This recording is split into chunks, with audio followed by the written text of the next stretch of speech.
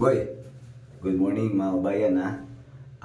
Pag-uusapan natin itong nandyan ngayon sa gobyerno na kung saan abay natataranta na. Ha? Parang hindi na alam ang kanilang gagawin. Kaya mag-meeting sila at pag-uusapan itong sinabi na magkakaroon ng malawakang rally itong kapatiran ng Iglesia ni Cristo. Naku po. Ito na ngayon talaga sinasabi natin dahil dyan sa kabulastugan ninyo dyan sa gobyerno. Ngayon, ano na ang masasabi nitong mga, alam mo yung mga bashers, mga trolls natin na kukunti lang daw, wala daw people power. Wala naman nga. Ano na ito ngayon? Hindi pa ito basta-basta. Pag-INC na po ang magsalita, abay. One yan. Only one. One-sided yan. Pag sinabing magrarally tayo, abay, ilang distrito yan? Ang dami at ang laki ng kapatiran ng INC or Iglesia ni Cristo na magsasagawa ng rally. Dahil sa pagtutol ng presidente na ayaw ma-impeach si Ma'am Sara Duterte, abay, hindi tutol at pinaboran ng INC mga bayan. At dahil dyan, ay nakitaan naman ng butas.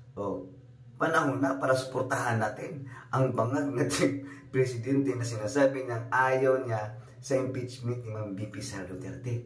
Kaya bilang mamamayang Pilipino, yan, maggagawa tayo ng rally sa pamumuno ng INC mga bayan at take note, suportado ng Sarana Movement.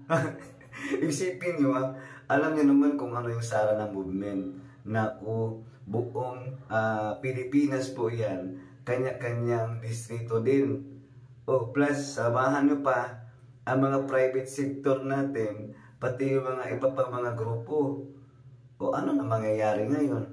Kaya nga siguro, abay, biglang takbo lahat papunta doon sa palasyo at gagawa ng sinasabing fellowship. Hindi kaya emergency meeting yan? Eto po yung video na papanood ko sa inyo paulit-ulit para malaman ninyo at i-share niyo po yan mga bayan. Eto na po ang video.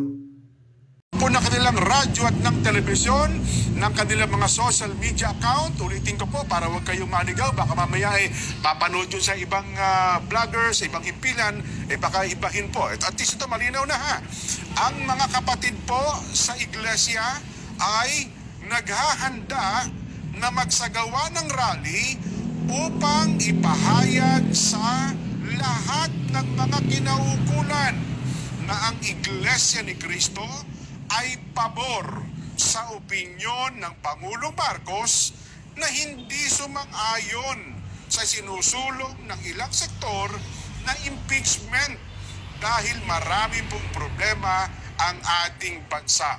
Ulitin ko po, dahil maraming problema ang ating bansa na dapat unahin ng pamahalaan. Ang iglesia ay para po sa kapayapaan at ayaw natin sa anumang uri ng kaguluhan na manggagaling sa kaninumang panig.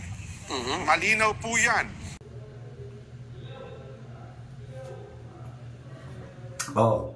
Ano na? Kayong mga trolls, kayong mga bashers, ano yung sinasabi ninyong walang people power? Dahil wala sa EDSA, wala lahat, walang tatayo. Ito, yung rally na yan ay suporta sa ating presidente na si Bongbong Marcos na pagtuto sa impeachment. Dahil tuto siya, abay tuto din tayo. Lalo na ito mga kapatiran natin sa Iglesia ni Cristo. At sama-sama na tayo manawagan na tutol kasi nga hindi hihinto yung mga nandyan sa Kongreso, yung mga Makabayan Black. Hindi hihinto sa kanilang plano na pabagsakin itong gobyerno o itong pamumuno ng ating Vice Presidente. Lalong-lalo na sa mga Duterte dahil isa lang po ang target nila. Gusto nila sila lang ang manatili sa posisyon. O hanggang dito na lang mga kabayan. Maraming salamat and God bless us all.